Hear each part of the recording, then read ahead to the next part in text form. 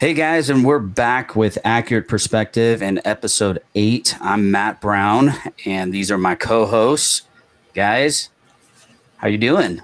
Good. Good. It's good to see you again. What's that? Enjoying the weather today. I know it's actually finally summer actually started. Yep. Go figure. It's going to be hot actually next week. So today we actually have a fun guest with us. It's Kyle Curtis. Watch the special effects. Everybody watch it. Ready? Boom, there he is. And we're going to be interviewing him. He's running for county commissioner in District 2. Kyle, how you doing? I'm great. How are you guys? Awesome. Great. So Kyle, I'm starting off first with actually asking you some questions. So tell us about yourself. Why are you running, and anything else? Yeah. Really. Well, first and foremost, I want to thank you for having me on your show. It's been a lot of fun last month watching the different episodes coming out. So as you said, my name's Kyle Curtis. I am running for Yakima County Commissioner for District 2. So there will be 3 of us running for District 2. You have myself, you have Dulce Gutierrez, and Tony Sandoval. I am the only Republican in that race, and the other 2 folks, of course, Democrats. I decided to express interest in this opportunity back in January. That was shortly after Commissioner Ron Anderson announced in December that he wasn't going to seek re-election. So I started talking to a bunch of folks in the community, seeing if there was any other conservative that were interested in putting their name out there, and just really wasn't stumbling on anyone. And so in about February, I was like, you know what, let's see if I can give this a shot. I think I'm ready. I've got the experience. I'm very passionate about the community, been involved in the community, and I think I got a lot to bring to the table. One of the big items on my plate is budget. I really feel that the county is going to be in a interesting situation next year with high inflation, high gas prices, and the potential of a recession. We're really going to need a commissioner who has that financial skill set to help navigate the county through its budget, as well as public safety is another big issue of mine, and affordable housing. Awesome. So with everyone, running, it's not your first rodeo in serving your community. So what kind of community service have you done? Yeah, so I've been involved in a lot of different things in different ways. I always tell people that there are really 3 ways that you give back to your community or you serve on an organization. It's either by time, by money, or by action. And so depending on where I've been at in my life and how much time I have outside of my professional job, I've done either or all of them with different organizations. So I have been serving as our treasurer for the Yakima County Republican Committee. I'll be concluding my second term as treasurer, and I've also served as the state committee man for 1 year. I'm involved in downtown Rotary. I'm a Rotary member for about 3 years now. I'm involved in a not-for-profit called Yakima Pride. I sit as the treasurer for that organization. And I serve on little things here and there. So I'm a member of the Yakima County Development Association and also Heritage University. I serve on their business committee. Awesome. Kyle, you kind of mentioned it, right? We are in a financially stressful environment. I'm a father and a husband. I have 4 kids. I know that the inflation is hurting our grocery bill for sure.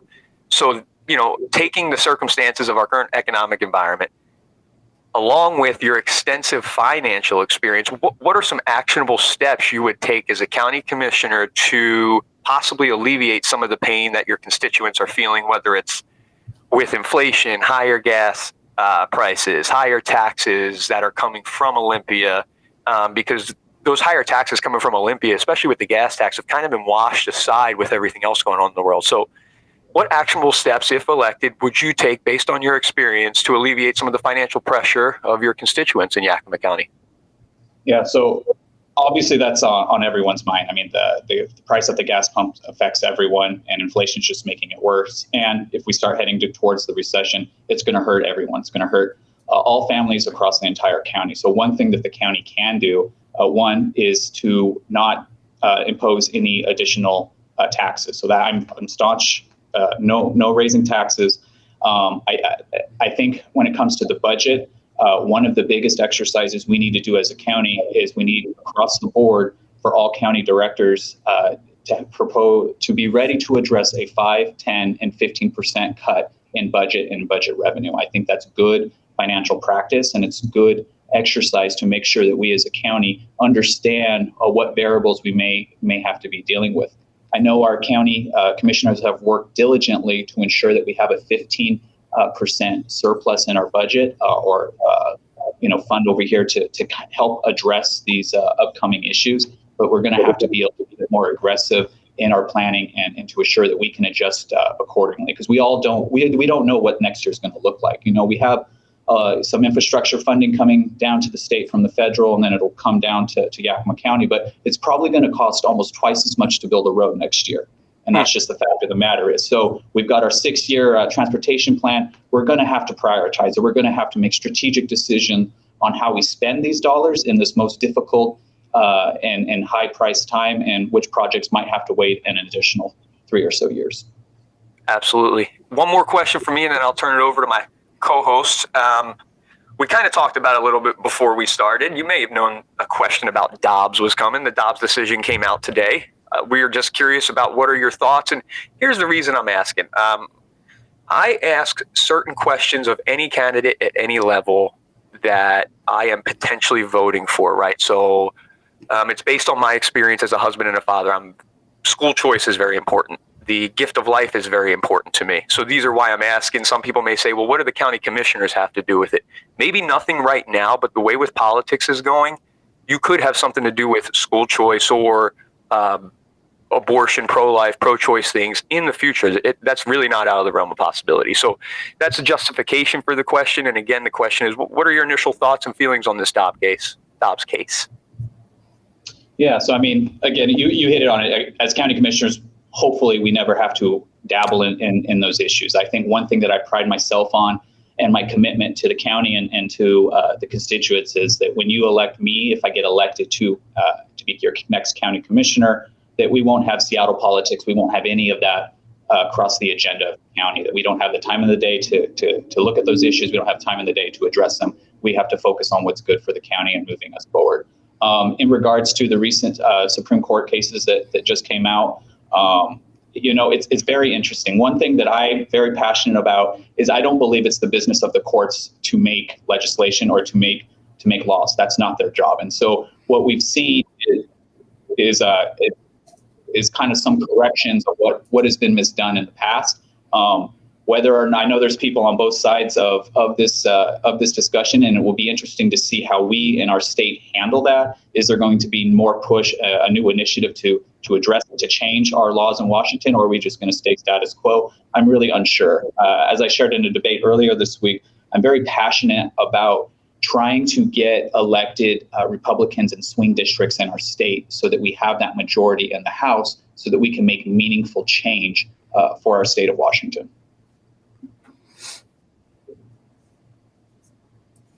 Nope, can't hear you, Lindsay. Something happened with your mic, but no worries. We're going to keep rolling. And while she figures that out, I'm going to jump to my question. And Lindsay, if you just pipe in whenever it starts working again. So for my question is, Yakima County is experiencing homelessness at a high rate. What are you going to do if elected to ensure we do not have another version of the crisis that Seattle currently has? And I know you mentioned it actually at the debate earlier this week, a little bit about that. You just mentioned Seattle politics, but we are seeing, in Yakima County, the Republicans have pretty much held the seats of county commissioner seats for a very long time. And during this time, though, we have also seen a huge growth and explosion in homelessness. So it's like, what are we going to do to combat that going forward?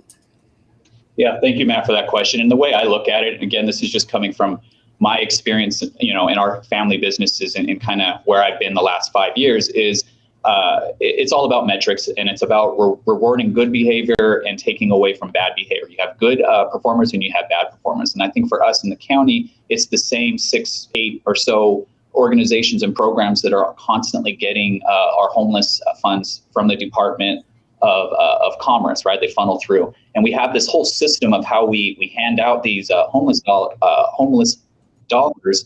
And it's very bureaucratic. I think that there is a huge opportunity to track who are the good performers and to reward those entities that are getting people out of that homeless cycle, getting them back into society. And that's really the end goal. It's not to keep people in the cycle. It's how do you get them out of that cycle. I think a lot of the county is looking around and saying, are these dollars actually working? And in certain circumstances, they are. But in other certain circumstances, it's like we're just repeating the cycle and we're not improving.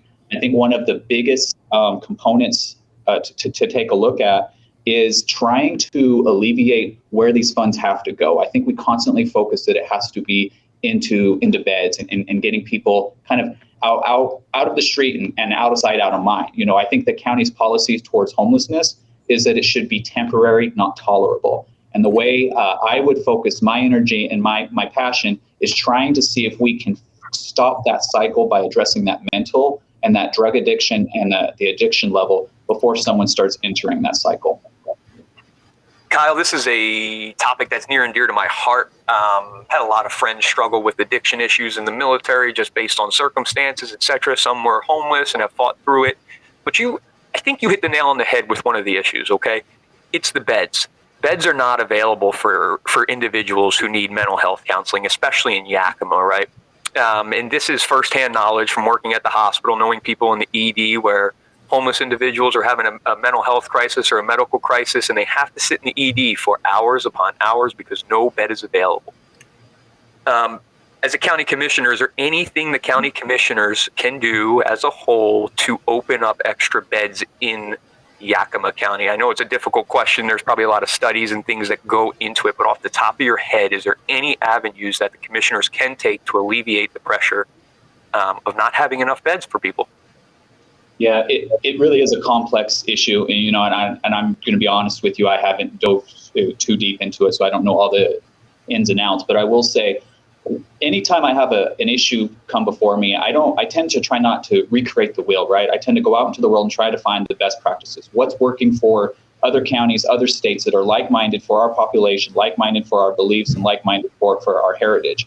I know in Snohomish County, they have been very innovative in how they're handling that exact situation in their jail system and handling the mental health component of it. And they've got some partnerships. They've done partnerships with the tribe there. They've done partnerships with neighboring counties to get more beds. So for here in Yakima County, that's where I would look first to see, is it working? Is it going to fit for us? And if it's a good fit, do my darn to put those practices into effect here. I think a lot of times, county governments in general, and Matt, you can speak to this too, that you have this idea over here and when we get anxious and we're unsure of it, so then we have to develop a committee and a study session and then hire a third party to do analysis, and before you know it, it's 3 years before we're actually discussing the same issue and moving forward. I think the citizens of the county are tired of waiting. I think they want answers. Same with public safety. We don't need another committee. We don't need another study. We need to implement and move forward. Absolutely. All right, Kyle, we'll try this. Can you hear me now?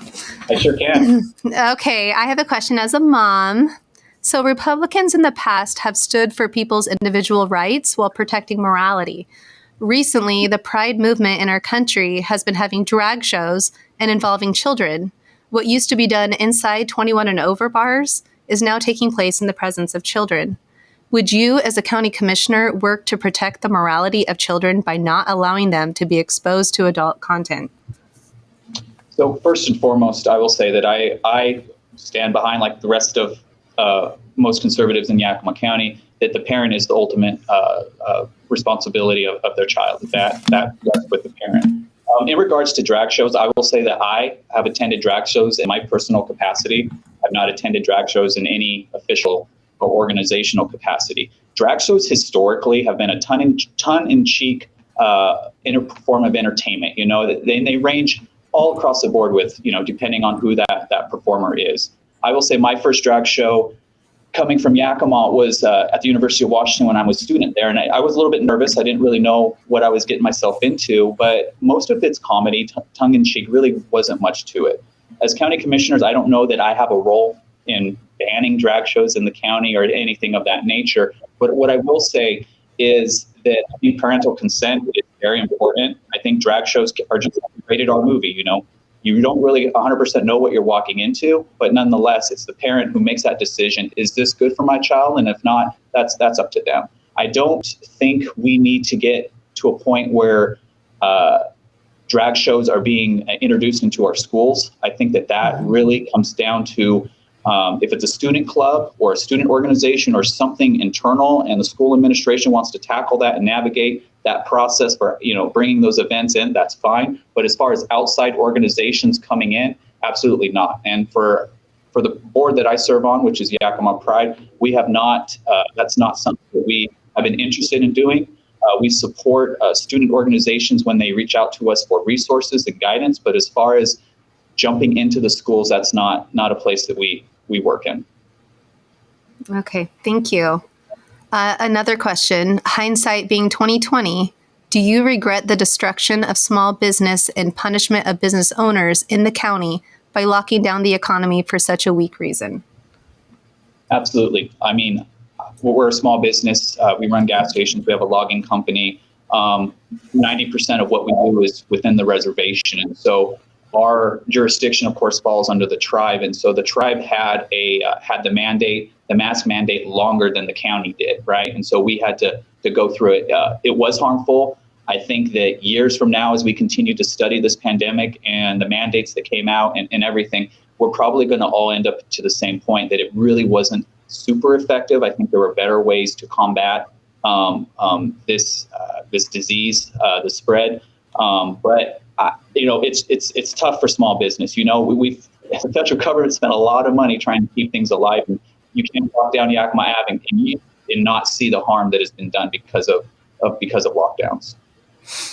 Yeah, I'm as I sit on city council, I talk to a lot of different businesses, and they're still trying to get their feet back from under get back on solid footing since the lockdowns, and they're still almost in fear of more lockdowns, right? They're like, man, I don't even want to invest into our community with more businesses. I've talked to actually a couple coffee shop owners who have thought, I was thinking about doing 3 or 4 different coffee shops around town, but now I'm just going to stay put with this one, and kind of because I can't afford for the government to keep shutting us down.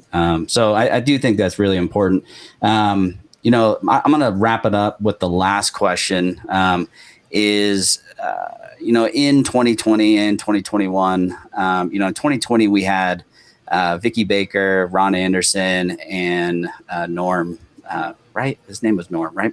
Norm Childress, Norm Childress, and during that time, I said I feel like the county got kind of gut punched because all of this COVID stuff was like, oh my gosh, what do we do?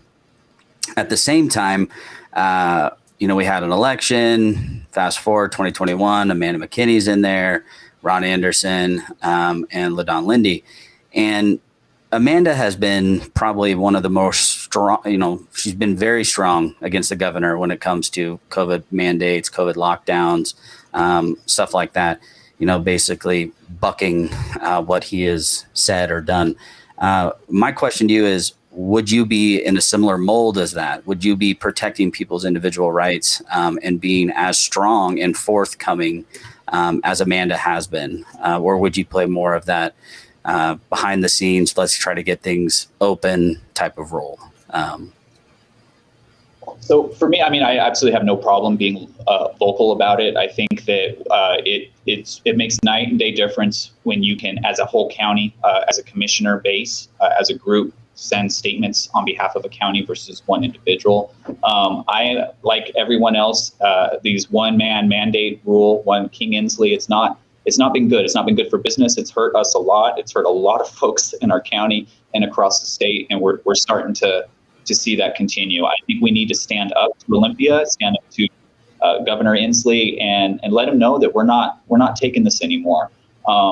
As you know, it gets very technical and there's a lot of legality of what a county can and can't do and what jurisdiction the state has and whatnot. The one thing that I always have in the back of my mind, and we always get nervous as a county of what issues to challenge and what issues to end up into legal dispute, right? Because it costs the taxpayers dollars. But my argument is that we got to be strategic in which issues we challenge, but we need to push back. And if that means getting into legal disputes in order to make sure that the rule of law is held and that local government can remain local government, I would look at all options. Yeah. I mean, that's actually an interesting segue a little bit with, because typically our county has not necessarily wanted to go down the legal avenue of actually fighting for, its citizens' rights and certain things. They've mostly settled lawsuits. And, most recently was the redistricting. That's actually why District 2 that's why you're in District 2. That's why you're running, was redistricted. All of them are now up for election. With District 2 being 90% city municipality, right, between City of Yakima and Union Gap, you have an interesting role running in District 2, right? You don't have a whole lot of unincorporated Yakima that you're actually, you don't have as many water issues. You don't have as many, septic or sewer issues because those are all handled at the city level, right? So what is that role that you're going to play as a District 2 commissioner? How are you going to expound upon that? Yeah, and that's a great question. And I think if I'm elected, it would be a great opportunity to show you what the future of a District 2 commissioner should be. I think first and foremost, I think District 2 commissioner needs to do a great job of representing the constituents of the district, right? And I think the way you do that is be that point of contact for the city of Yakima and the city of Union Gap. Now they've got one dedicated commissioner that should know all of their municipal issues that they need assistance with the county and whatnot. So I think that's one good thing. What I have always worried about redistricting is that you get this urban versus rural kind of complex. And so for me, I live in the city, but I work out in unincorporated county. I work, we have farms, we have a cattle ranch, and we also do logging. So I bring a unique sense of what it's like out in rural Yakima County and where we need roads and how do we support our farmers and our ag community, but also what are the issues within the inner city and how can the county help assist in certain ways. So I think it's going to be a balance. I think I'm a unique candidate that has experience on both sides, but I sure do miss the old districts. I think they were very much more realistic for our county, doing a good job of dividing the city into basically thirds and having representation and constituents on all issues. So, yeah. Well, Kyle, we're going to wrap up with you, but is there anything you'd like to say to folks out there, why they should vote for you, how to get connected to you, where to find you, all of that fun stuff? Yeah, well, thank you once again for having me on. This has been a lot of fun. Folks can check me out at kyleforyakima.com. I would love to have coffee, grab a beer, or just a phone call with anyone. What I would say to folks is I'm very passionate. I want to give back to my community, and given this opportunity to serve as county commissioner, you're going to get a young person. I'm 29, but you're going to get a young person who is going to do his homework, who is going to make sure that the constituents and the stakeholders of Yakima County are aware of any issues at the county level. And what I mean by that is, yes, county meetings are public, and yes, they're open, and we're required to put a notice in the Herald, but not everyone reads the Herald, and not everyone needs to take time out of their day to check the government website of what issues are being discussed. I'm the type of person that if I'm discussing water, I am doing my homework and reaching out to the Water Bureau, reaching out to the relationships I have in the ag community to make sure that what I'm discussing and the facts that are being provided to me are accurate and represent all of Yakima County. So with that, I just, again, thank you for your time today. Yeah, thanks for joining us, Kyle. Yeah, thanks, Kyle. We're going to take a quick break and come back and wrap up the show with some more different news pieces going on in the local politics world. But thank you again for joining us, Kyle, and we'll be right back.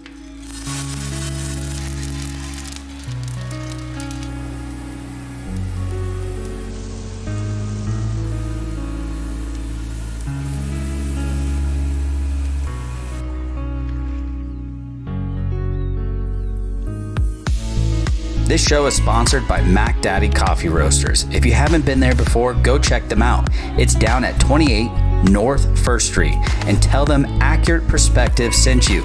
You guys, this is a great local coffee shop. Thank you so much for sponsoring the show.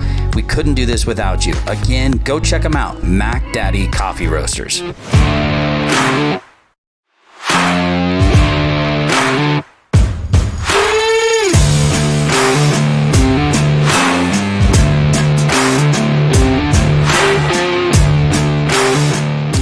We're back. All right, guys. We are the Accurate Perspective Podcast. We're in the second part of our show now. We're going to do a little local politics update. And I actually have to do a correction because I got kind of called out on the regional crime piece. In the last episode, we actually had a regional government piece. And one of my good friends who actually helped rewrite the proposal said, Matt, you're using the old proposal as your example, and you're actually bashing the new proposal that we worked on to fix these issues. So, you need to, that's not very accurate of you. And I said, dude, you are absolutely correct there. So this is me correcting that piece. So the new regional crime service, which is now called service. So we were talking about regional government last week where, we had posed the question, who is in charge of this crime center, right? Who operates it?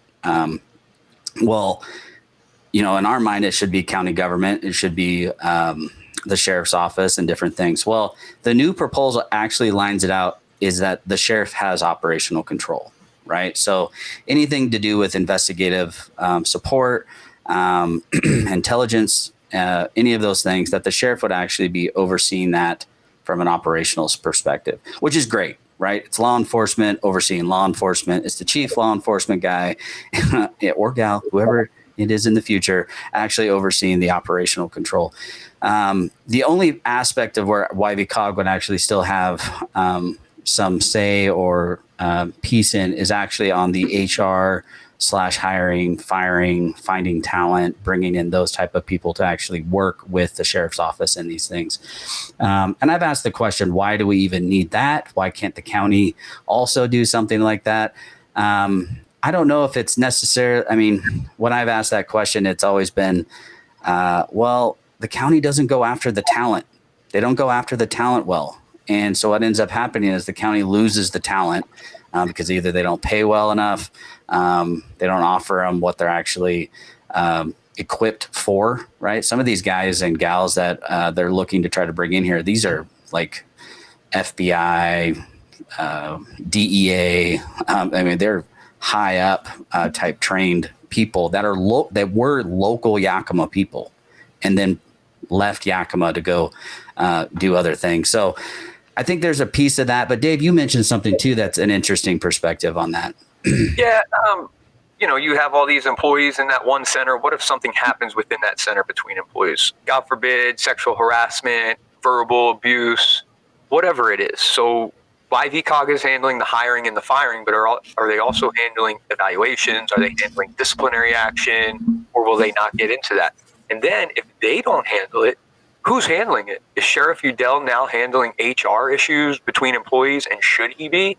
I think this kind of begs a lot more questions, and maybe in the future we can have a representative on from YVCOG, Sheriff Udell on, or whoever else is involved to kind of get the full story with some really good use cases. Like, that's not out of the realm of possibility for it to happen at a workplace, right?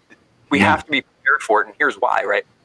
If something happens, God forbid something would happen like that, but the county gets sued, who's ultimately responsible for the finances of that lawsuit? It's me, it's you, it's Lindsay, it's the other parents of the county. I want to make sure that these employees are being taken care of.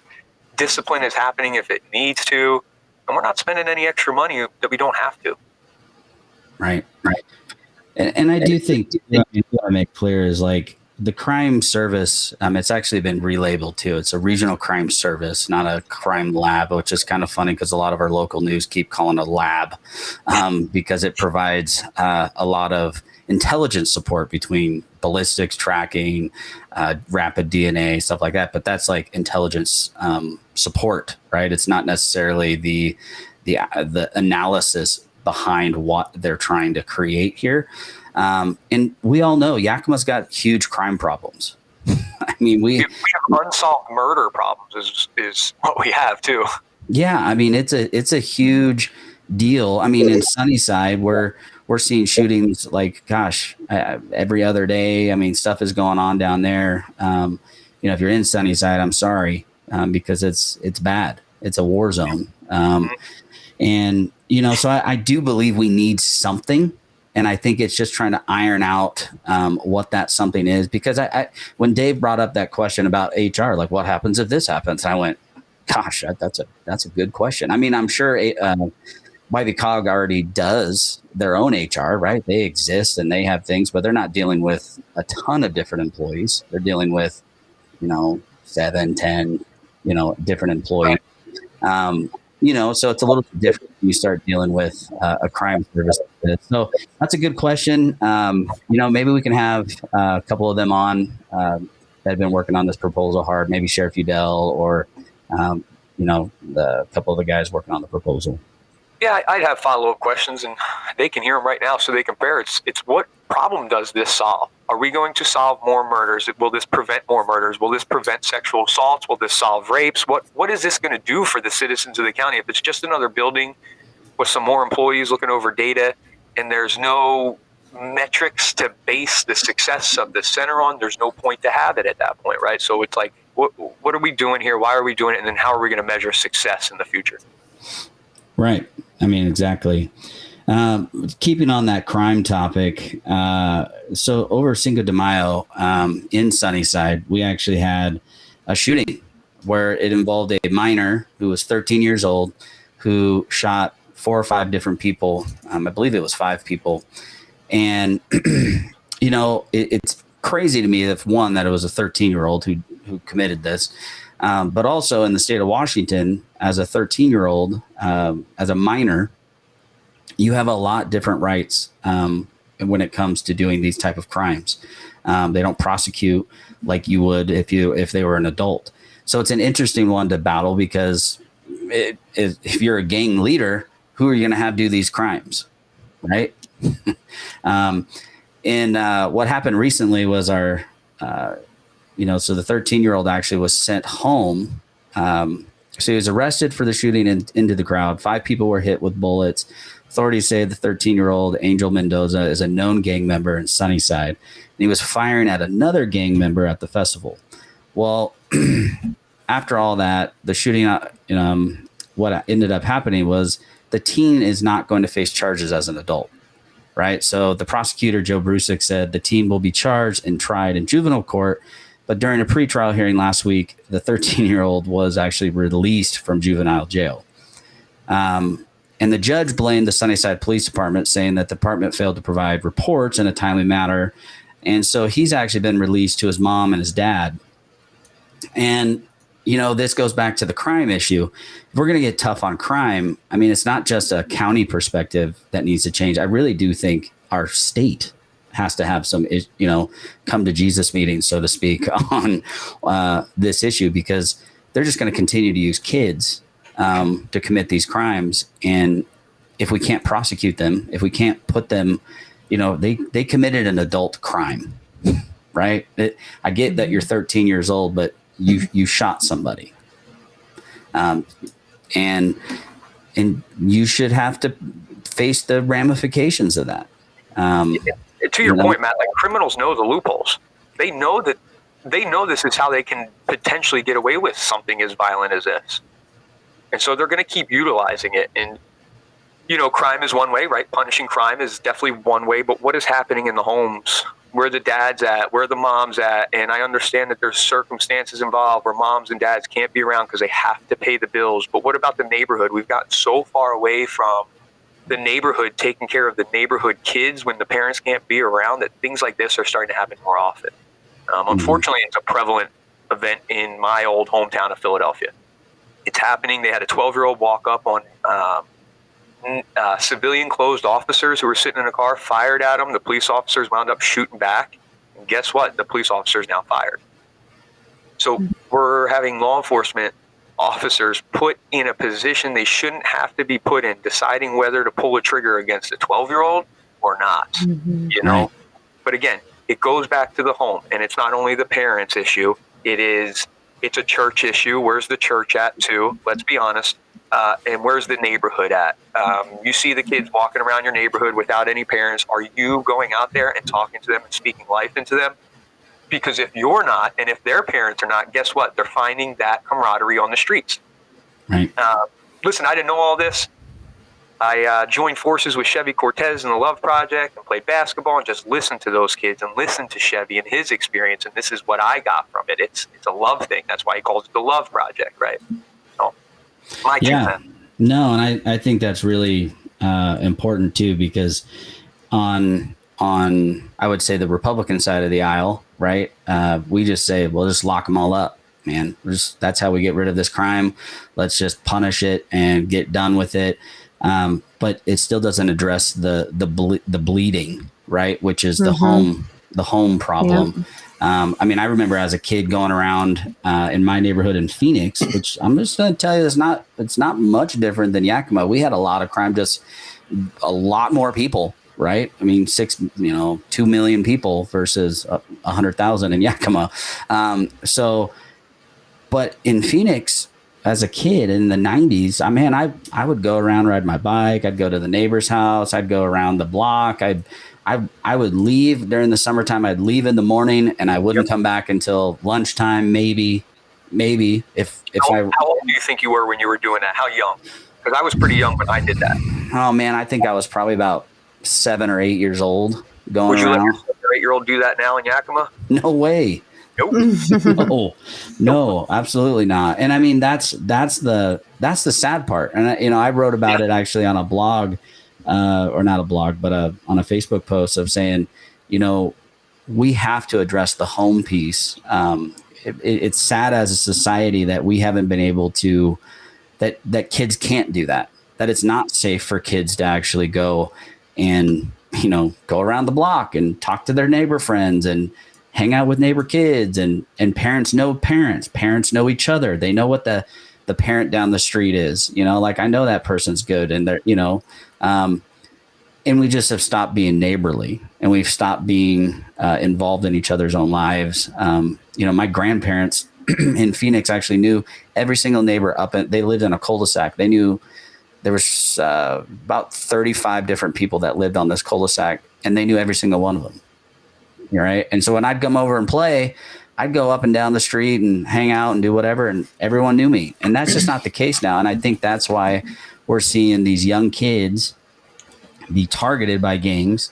And then the law is written in a way that we can't actually enforce different things.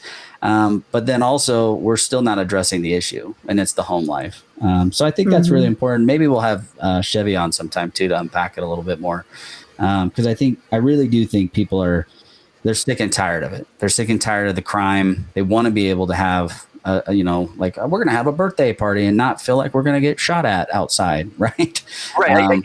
At one point it feels like it's still not any better, but the crime was concentrated in certain areas.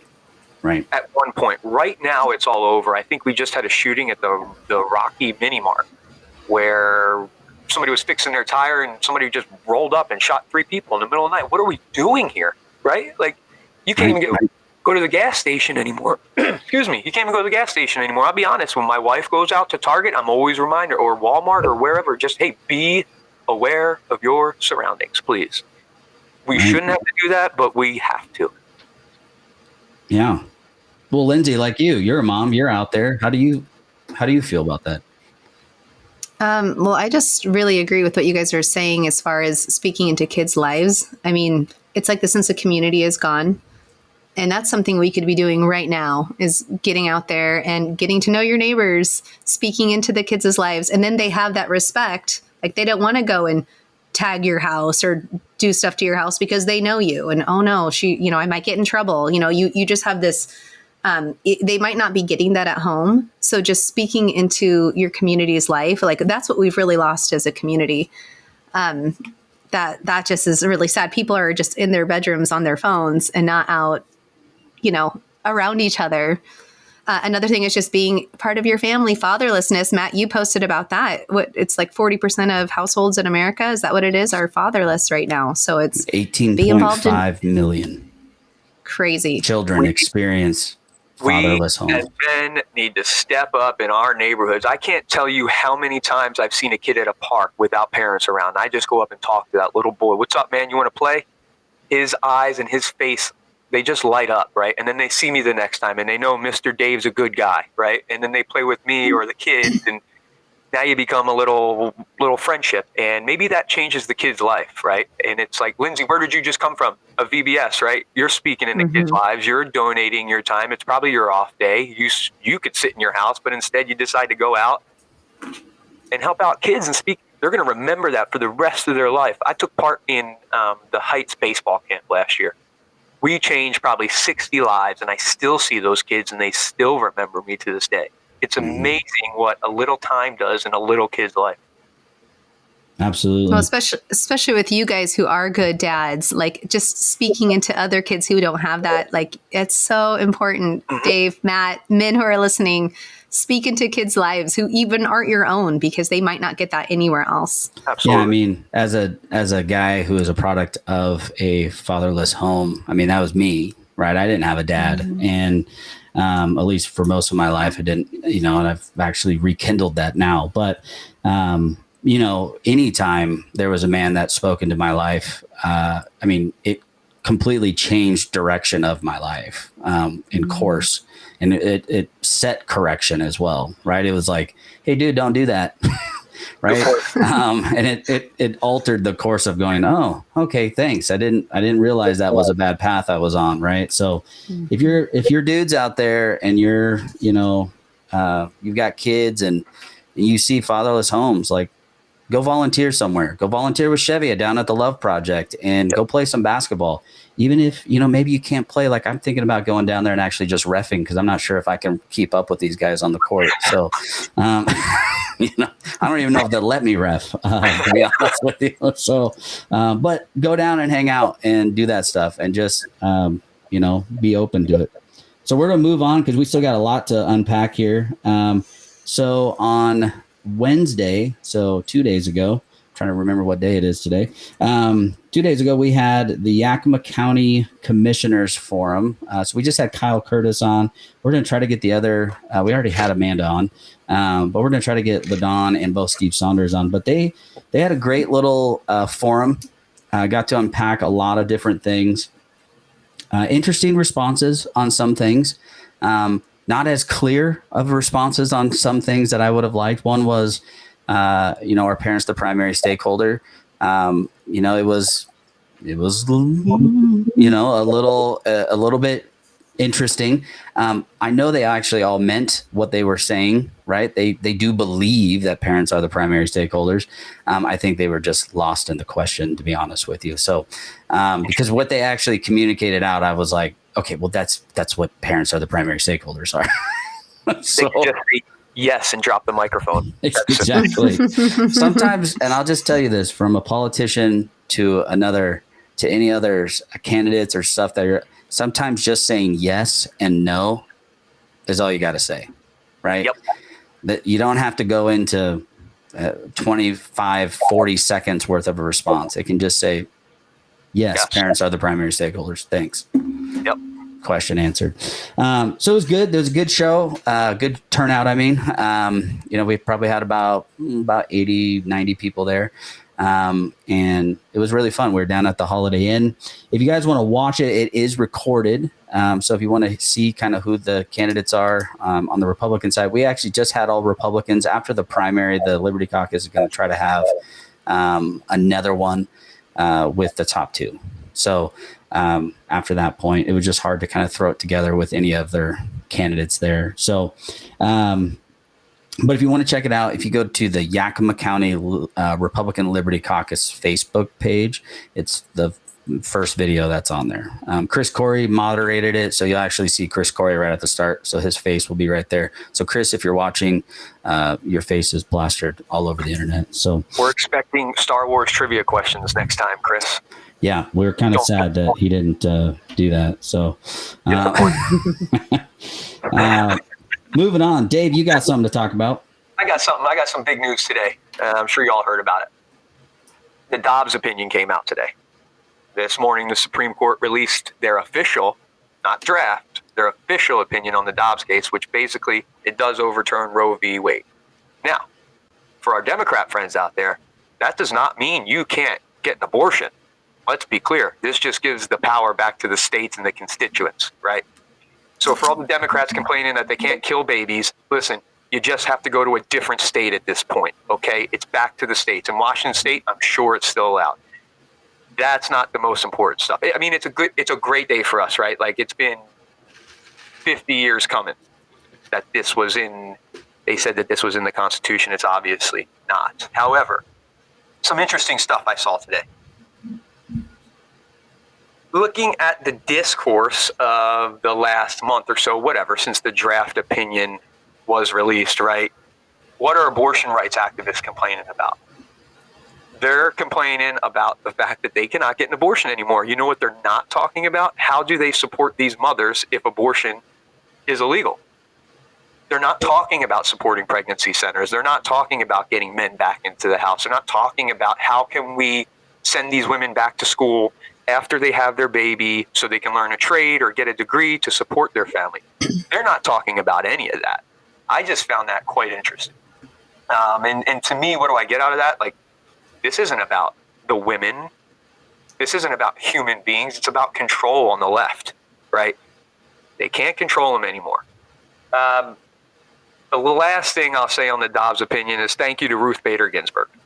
Because she did not retire and she died on the bench, it gave Trump an opportunity to fill that seat with one of the best Supreme Court justices we'll probably ever have in Amy Coney Barrett, who, if you didn't know, is a staunch Catholic and has 7 kids. I think 2 are adopted, right? And because of that, that's why we have the overturning of Roe v. Wade, thanks to Ruth Bader Ginsburg, a Democrat. So thank you, Ruth. Appreciate it. One last thing is that the worst rhetoric is probably going to come out, right? The Democrat media complex is just getting started. This opinion was released 6, 7, 8 hours ago. Just keep an eye out this weekend as you go to your church. Be vigilant as you go to churches, even in Yakima Valley. Everybody wants to say that violence won't happen here at churches, but I think we've seen it at about 20 pregnancy centers since the Dobbs draft opinion was released. I don't know if they've hit churches yet, but unfortunately, I'm assuming that they will be targets in the next coming weeks. Lindsay, what do you think about all this?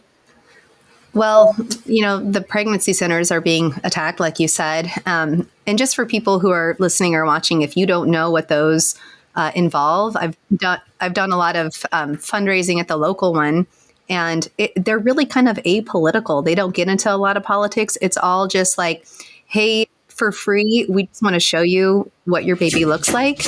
We want to, sorry, my pug is trying to get in my house. We want to show you that you have a living human being inside of you. We want to pray for you. And if you choose to get an abortion, we don't provide those, but we'll pray for you afterwards. Like, it's so non-judgmental. They give you free parenting classes. It's just nothing but really good things. Like, they only love on these women. They try to help them. You know, sometimes pro-lifers are accused of being only pro-birth, but they are giving diapers up to the first year of life. They're giving, like I said, parenting classes. Like, they're really, really helpful to both the woman and the baby. So it's not just this, you know, have the baby, we're forcing birth on you without caring about the mother. That's just so far from the truth. So yeah, I think it's interesting too. The comments that our president actually said was, this removed a constitutional right. This actually put it back into the Constitution, and restored actually what was taken away, and actually put it back to the states, which is, I think, a huge win actually for the Constitution and our country as a whole, is that this has always been and will be a state's issue. And that's the one piece that I think people are losing and just buying into the buzz feed of, well, you just took this away. Well, no, if you live in Washington State, it's not changed. And these other states that have, let's say, banned abortion already, those are people who, so those laws were put in place by people who were elected by the people of that state, right? So they're making laws legally to ban something that they have every right to because of the Supreme Court ruling, right? So I think that's really important, that it's not just, well, it's just these dang Republicans. Well, they're representing the people that put them there. So take that to the federal level, Matt. What party is in the White House?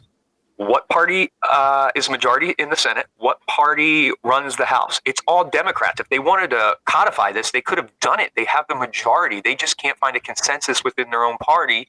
So now Biden comes out and he blames everybody else. Here's the other thing. Here's the presidents that there have been since Democrats had the opportunity to codify Roe. Nixon, Ford, Carter, Reagan, H.W. Bush, Clinton, W. Bush, Obama, Trump, Biden. That's 10 presidents. They had the opportunity to codify this if they wanted to, and they never did. So, spare me the complaints now. But now they're going to want to break the filibuster and all that. So, yeah. And I just saw, I've kind of mentioned violence. DC is boarding up right now. Just all social media. Gosh. All right. Well, we're going to end the national piece now because we do try to keep it local. But Lindsay, we have some fun stuff going on. What do you got? Yeah. So for those who want to hear us go a little more in depth on certain topics, we do have a blog. You can find that on our website, perspectivecast.com. We have about 4 out so far. You can read them, see what you think. And if anyone has any requests, like you want us to deep dive a little bit more into certain topics, contact us, let us know, and we will do what we can to answer questions for you, find information out for you, and do some accurate perspective on some of these topics. Absolutely. And that leads me to my piece here is I'm going to give a disclaimer. So as a elected official, as a city council member, I just have to, I'll be giving this disclaimer at every podcast, because I want, folks to understand something. When I express an opinion on this show, that is my opinion. It's mine. I'm allowed to actually have an opinion as an elected official. It's not the city of Yakima's opinion or stance as a whole council. So I want to make that very clear to folks out there that are watching and going, oh, that's how the city of Yakima feels. And I go, no. This is how Matt Brown feels as District 6 representative of Yakima, not the whole city. And I have to make that real clear, that, it's okay for me to have that opinion. And I really try hard to tell people this all the time. And even on this show, in my opinion, right? When we're talking about city issues or we're talking about any of those things. But I'm just saying this now as a disclaimer, that any of these things that are said here, this is not a city of Yakima official stance on anything. This is a Matt Brown, in my opinion. So we're going to wrap up the show. We've been going a long time now, but I'm going to talk a little bit about our partners. We have a couple of them. We actually have a couple partners now, guys. So we have Center for Self-Governance. Yeah, we're moving up. That's right. So if you go to centerforselfgovernance.com, we had Mark Herr on the last episode. He was awesome. He does a whole bunch of great trainings, political leadership for the 21st century. They're great trainings. If you're thinking about getting involved in your school boards, PCO, or you just want to further your knowledge on what is going on in the world and around you and how you can actually be a part of solving some of these issues, go take these classes. So it's centerforselfgovernance.com. And the last one is, there's this great local coffee shop in town. And we typically will have meetings sometimes there. I'm all over the place. It's called Mac Daddy's Coffee Roasters. And they're down on First and Yakima-ish. And go down, check them out. They have great coffee. They have a great atmosphere. I think they have open mic nights on certain nights of the week. Really cool place to go hang out.